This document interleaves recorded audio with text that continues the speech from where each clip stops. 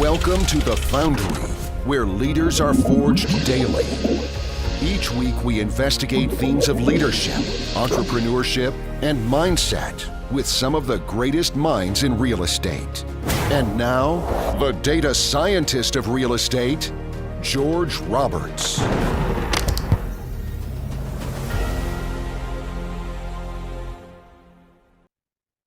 Welcome back, entrepreneurs. Today, I have the pleasure of interviewing Jered Sturm, founder of SNS Capital Group. We will be discussing something that, in my opinion, doesn't get nearly enough attention, which is how to unlock operational excellence. I'm excited to have Jered on the show because Jered is one of the few people who has seen the industry from so many angles, from maintenance technician to property management to construction. And now, as CEO of SNS Capital Group, he manages over $150 million in assets. Welcome to the show, Jered. Yeah, George, thanks for having me. And I'm looking forward to sharing a bit about my story with your audience. Yeah, exciting. Well, I'd like to ask you to start to share your story by telling us you're at a cocktail party and somebody asks, what do you do?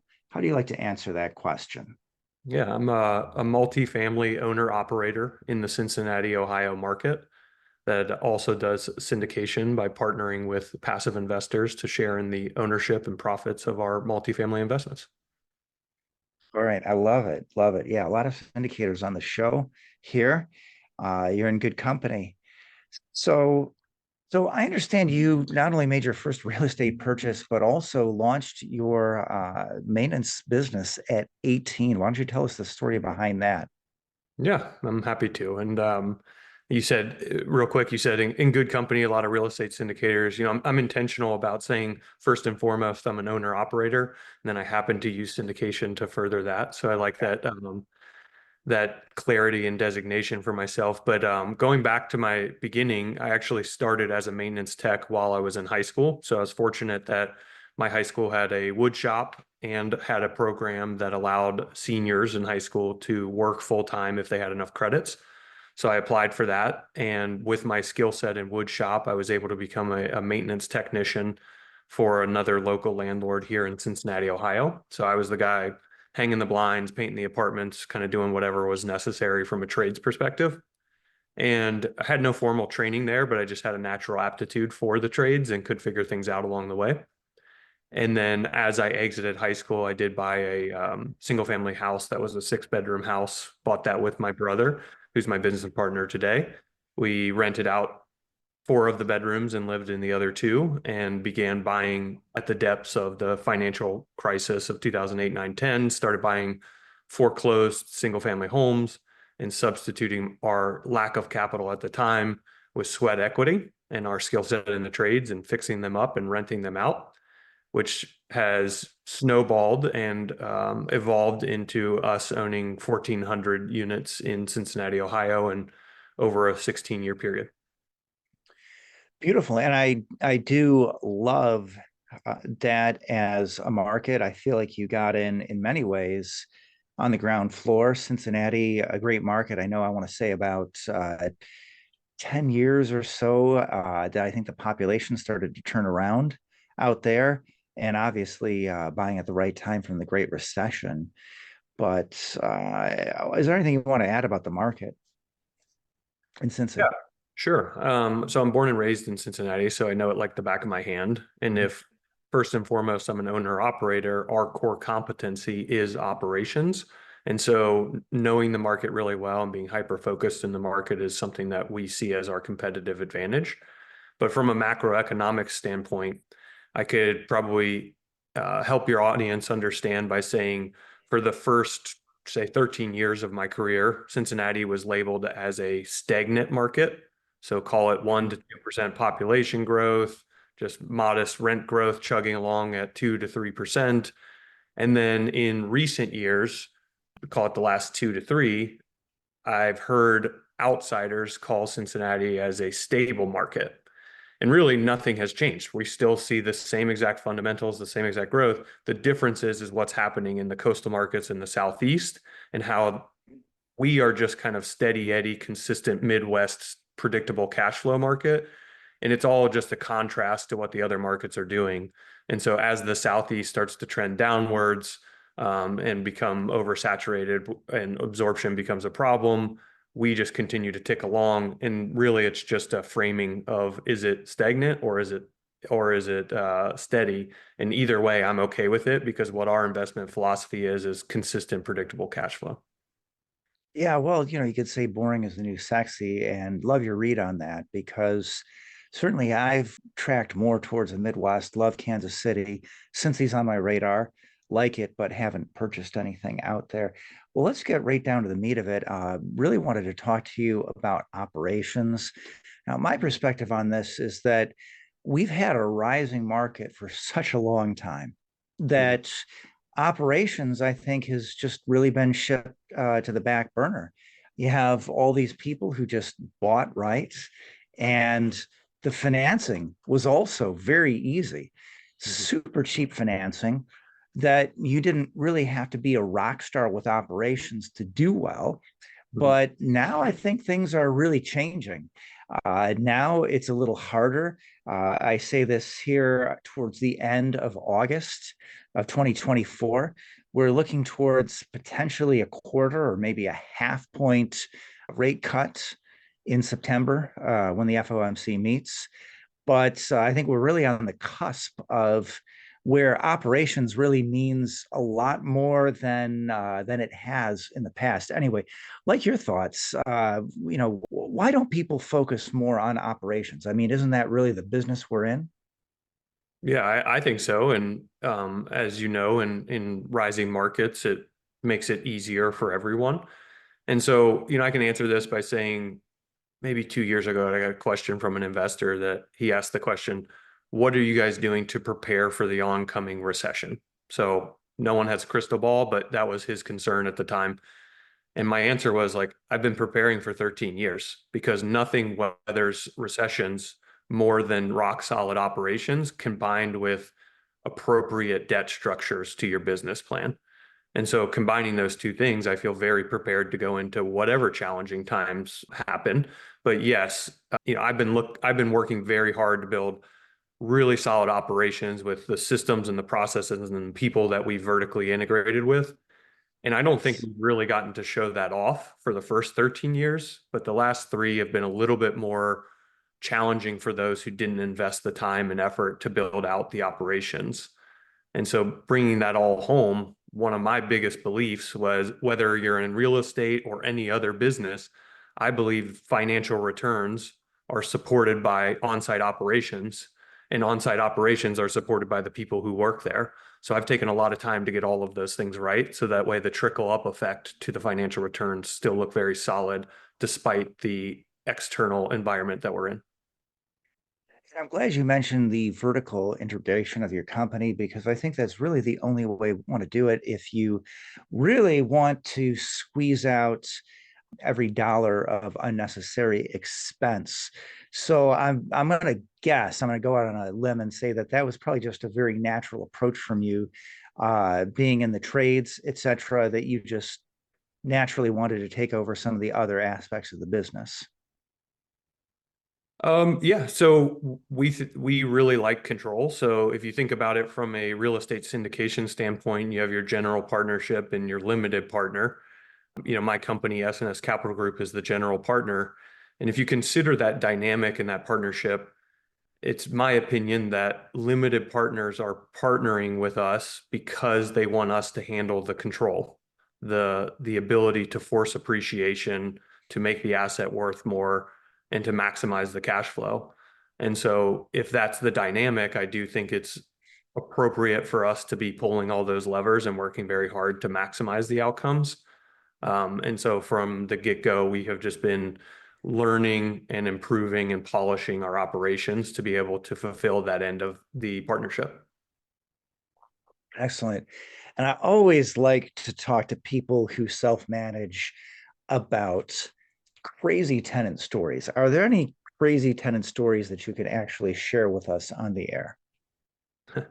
I mean, I spent a lot of years being the maintenance tech, right? Being the guy who would go in to solve the problems. I spent a lot of years leasing myself, and then being the property manager and being the regional. And fortunately, we have a great team now that doesn't require me to do those roles because we have great people who are better at it.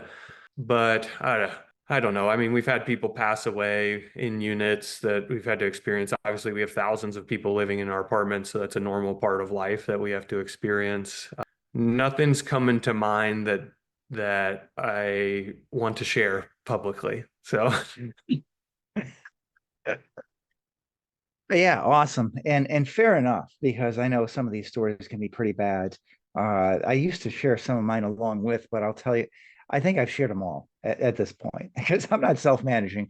Most of what I'm hearing is secondhand. Well, I know another great place to squeeze out expense dollars is going to come on the construction side. So being in the trades, tell us how you're able to maximize or use that to the maximal advantage when you're running these projects as an asset manager. yeah, I mean, I think it ties back to the business plan that you're trying to execute on. So for us, the term value add gets thrown around a lot, but for us, value add comes in the component of improved operations and construction. Yeah, so we have vertically integrated not only our property management, but our construction arm of our company. So our project managers and even what we call our turn team. So these are the tradesmen that go in and do full renovations to our apartments. Those are employees of ours that work under our systems and processes. And so we have full control over that repositioning process and the renovation. And why that's so important to us is back to the control. And so we're trying to control the cost of the construction, but I would say even more importantly, control vacancy around the construction. And so we can do full repositionings on these, call it C to B class assets in 12 to 18 months. And these are large apartment communities. And we can do it while balancing occupancy around 97%. It all goes into workflows and collaboration between our team to ensure we're not dropping into very low occupancy while we're repositioning. Yeah, that's great. And I know one of the biggest issues, so you mentioned 12 to 18 months. Now, when you can actually stick to a time frame like that, that's beautiful.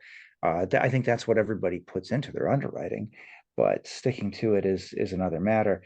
The time it takes to get your work crews up and running and at maximal efficiency, I think that's what blocks a lot of people, because you may be in a new market, or hiring somebody, or even if you hire the same company, you may not be getting the same people.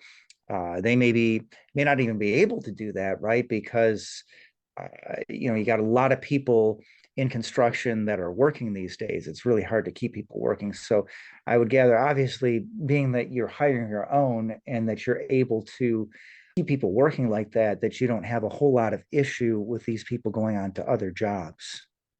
Yeah, I mean, we do have turnover, right? And it's about having the correct leaders to then train people up and having well-defined processes.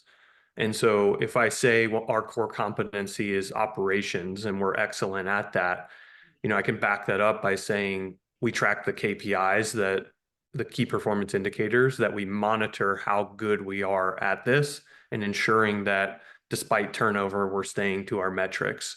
And so we have the process of renovations, being apartment renovations, very, very well oiled, to the point where there's a process for when the materials arrive on the day of demo. How do we, in the floor plan, where do we stack the flooring when we unload the pallet, so that way we don't have to move it again?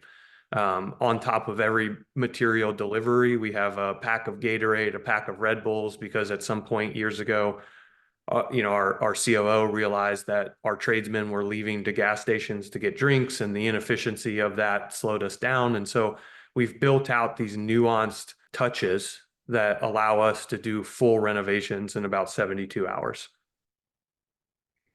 I love the approach to keeping people on the job. Do you have any other tips or tricks that you could share, or maybe you can share some of your KPIs with us for people that might be a little newer in the construction side of things? Yeah. I mean, you said it there, but one of the tips and tricks is tradesmen are good at working the trades. So keeping them at the job site working the trades. And it's not, I'm not saying that in a way of like it's like a prison and keep them there, but in a way of like that's where they're most efficient. So reducing Home Depot runs, reducing Lowe's runs, reducing having to go to the gas station to get food or drinks.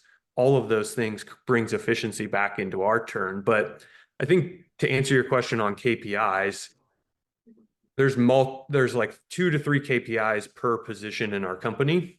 But at a high level, really what we're focused on is vacancy, which is the one account that has the biggest trickle-down effect on the income statement, therefore the NOI, therefore the value of the property.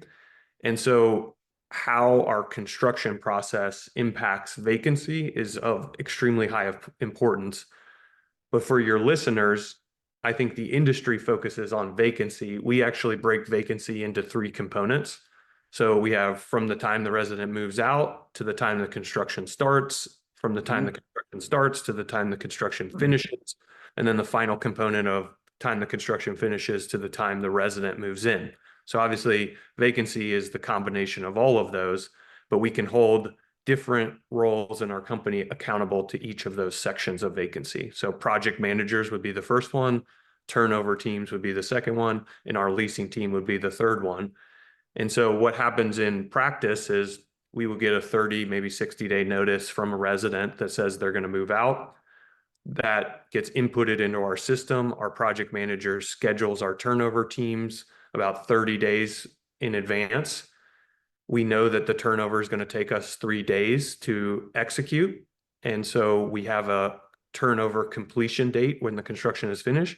And right then, 35 to 45 days prior to the resident moving out, our leasing team is pre-leasing that unit to fill the unit as quickly as possible when the construction finishes. And that's one of the ways having control of all of those components allows us to maximize occupancy through a repositioning process. Because while we take 3 days to renovate, our leasing team only averages 2.5 days across our entire portfolio to fill those units once the construction is finished.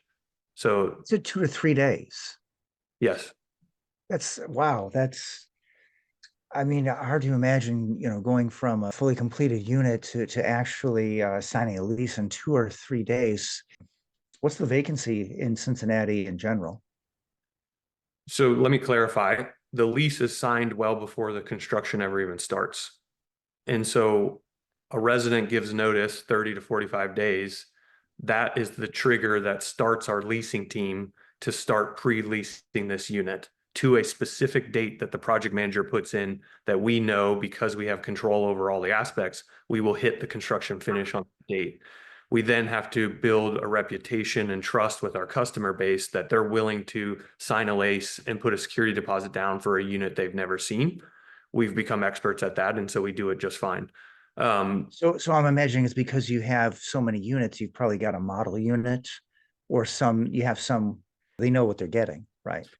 At times we have model units, which is helpful, but a lot of it's about building a reputation of positive Google reviews, online reputations, doing virtual tours. We have AI generated videos of what the units will look like with fully furnished. We have great photography, marketing, all of the things that I think the industry could do better. And so that's how we get people to that comfort level.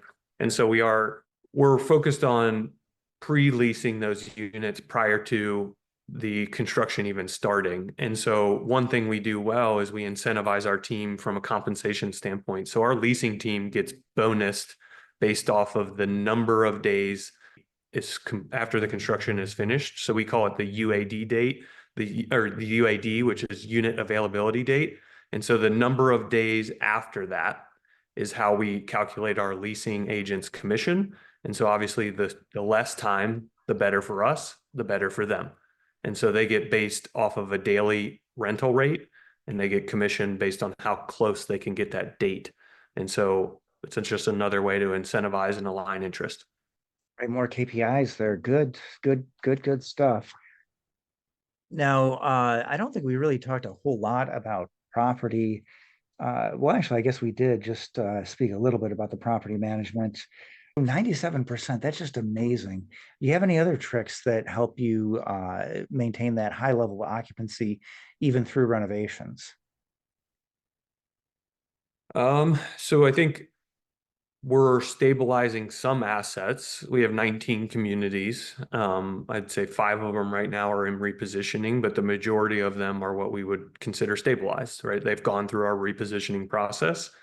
We have a lot of times restructured the debt, stripped the equity out, and kind of put them on a more stabilized autopilot process because we've gone through and done the construction. And so to the point of maximizing occupancy across our portfolio, it's different when you're saying you're repositioning because it's all about speed of how quickly we can turn the units. But once we've done that, it's all about retaining our residents. So that's one area that once you're stabilized, you want to focus on retention. In Cincinnati, C to B class multifamily, which we're in, averages about a 2-year length of stay across all of its residents. We average right now about 5 years. And so our retention rate is significantly higher. How do you do that? Comes down to general customer service in a property management industry. So how quickly are you satisfying work orders? How responsive are you to, calling the office?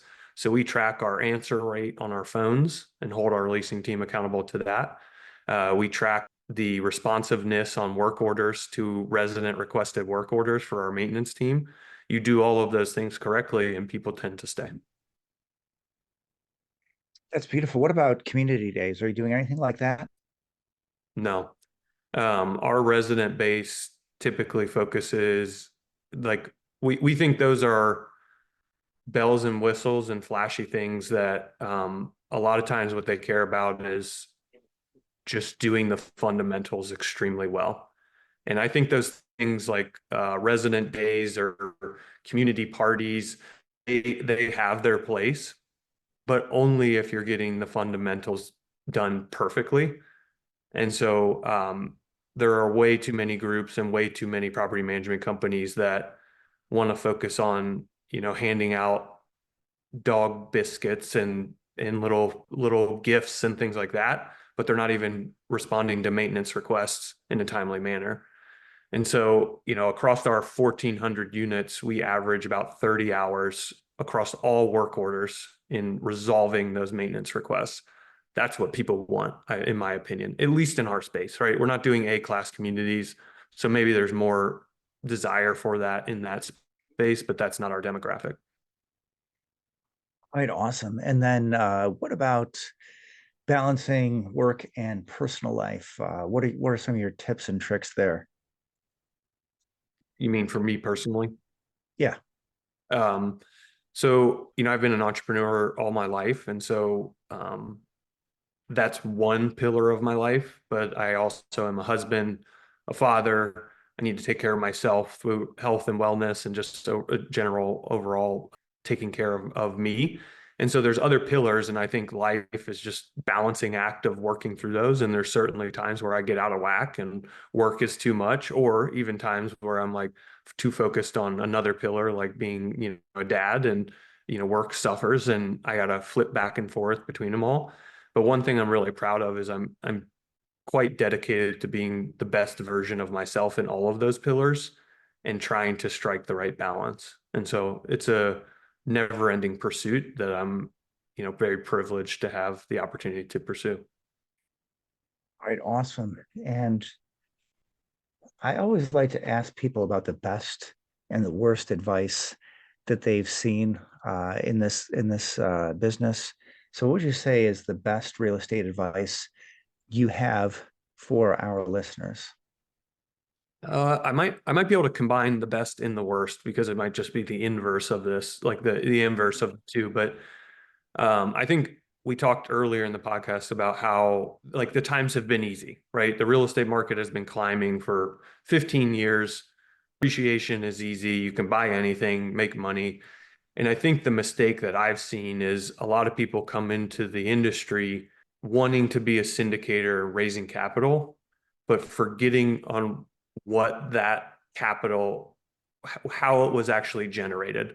And so what I think the mindset needs to be, if you're going to be a real estate syndicator or anyone raising money from other people, is you have to think about what was traded to earn that capital, right? So whether the person is a billionaire or not, they traded something, a portion of their life, to earn that capital to then invest. And I think there's been too many people that approach it recklessly and forget that we're raising not only capital, but a portion of a person's life. And so if you aren't considering it that way, and you recklessly are raising money to throw it into deals that you cannot control the outcome of to a high degree, then you're putting a portion of a person's life that they traded for that capital at risk. And so the best advice I could give is, if you're going to raise money, think of it from that angle.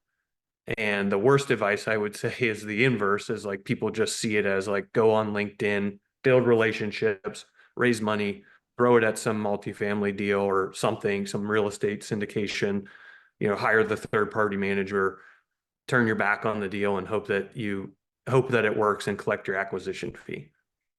Love it. And to connect that to something else that we were talking about earlier in the podcast, is that in a rising market, hey, maybe that worked and your investors get taken care of as well. But right now, not so much. Well, anyway, I would love to give the audience an opportunity to get to know you better, kind of in a whimsical way. Just have some fun questions, and then I wanted to head into our lightning round. So, all right, let's start with some simple ones.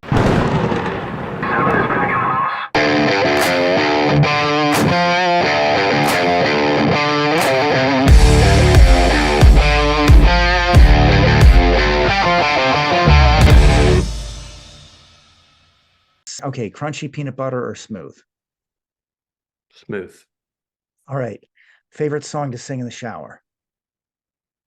I don't sing in the shower. None. Okay. All right, fair. What's the most important part of your routine?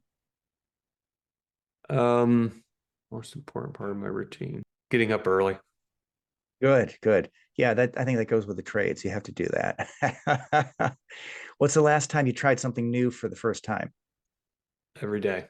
I think Every day. Good. I love it. All right. All right. I think you're ready for the lightning round. You're a champ. All right. If you could have a billboard, what would it say? A billboard. So I would go back to probably something I threw out earlier, and it would be related to real estate since that's your audience. But financial returns are supported by on-site operations, and on-site operations are supported by the people who work there. So it would be a billboard for entrepreneurs. Yeah. What's the greatest lesson in leadership you've learned as an entrepreneur? Great.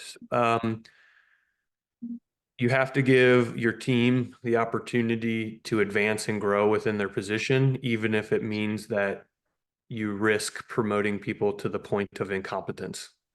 So if you have a great leasing professional and you need to give them the shot to be a property manager, but you risk losing a great professional because they might not be a great property manager, you need to build an organization that helps them succeed in that, because I believe the majority of people want opportunity and want growth.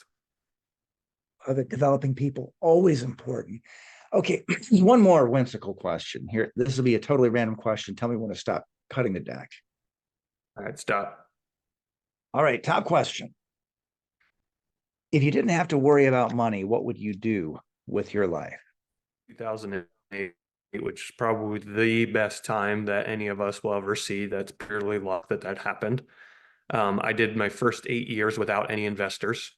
And so I built up a sizable portfolio for 8 years without any investors and exited all of that prior to going into the syndication model. And so I'm a pretty modest guy. I live a humble life that I don't require much. And so I actually feel like I have reached that point. So I don't need any more money, but I enjoy the game of business. I enjoy the challenges, and building something is fun to me. It's like the combination of art and finance is a passion of mine. And so I would probably live a life very similar to what I live now, because I feel like I may have already reached that point, at least for the living the way of life that I enjoy. Love it. The game of business. I know you've given us a lot of tips and tricks today. Do you have one more tip or trick that investors can implement in their business today? I mean, there's lots of small things that we do to help us be more efficient, but the tip and trick I'd say is like, in my experience, there isn't one, right? Like hard work still is the linchpin of success. And so consistency, doing the same thing. If you heard our story, what we're doing today is not a different business model than what we did 16 years ago. It's just slightly larger in scale. But what we do is we buy distress, we force appreciation, we strip that equity that we forced through a debt restructure, and then we move that equity into the next deal that produces more cash flow. And so the tip and the trick is one that I don't think is secret, but it is simple but not easy. And it's just staying the course and being consistent over a very long period of time. And most successful people pull that off. Well, I think in this ADD world, consistency may be the trick of the day. Can you name a book that's helped to forge you as a leader or as an entrepreneur, and tell us why? So I think if you're not taking care of yourself, you can't show up every day as your best. And so I'm very I'd say behind real estate, health and wellness is probably the topic that I study and self-educate on most. And there's a book that's pretty in depth, but it's called Outlive by 𝐂𝐡𝐚𝐩𝐿. And I enjoyed that book to help take care of myself from a physical standpoint. And that allows me to show up as my best as a husband, father, business owner, leader in all aspects. Beautiful. And can you send us out with a quote to help forge our listeners as leaders and entrepreneurs? I mean, the one that pops into my head is one I've already said, and it's just one I remind myself of every day, is that the financial returns are supported by operations, but operations are supported by the people who work there. And we just get so lost in these podcasts about someone sharing, financial returns and the shiny object that they had success in, and people jump into real estate chasing those returns. And I think it's just so important that we focus on the foundation of what produced those returns. And so I'd go back to that same quote. I want to thank you so much, Jered, because as a podcast that's focused on, or mainly for investors, but which focuses on entrepreneurship, I think you've really driven home the point more than many of my recent guests, that it's really a business, what you're doing here. If you don't focus on operations, then you really aren't doing right by yourself or for your investors. And I want to thank you so much for taking the time to share your knowledge and experience with our audience. One last thing, just want to make sure everybody can reach out to you. So if somebody needs to get in contact with Jered Sturm, website, email, carrier pigeon, smoke signal, what's the best way to reach out to you? Yeah, we'll skip the smoke signal, but website is snscapitalgroup.com, and I'm sure you'll throw that in the show notes for spelling. Yeah, you got it. There's a contact us on there, and those contacts will come to me, and I'll look forward to helping anyone I can. All right, great. So I think that the message here is, if you want to reach out to Jered, technology is the way to do that. And thank you so much for coming on our show today. Yeah, George, thanks for your time. I'm grateful to be here. Pleasure's mine. Thank you.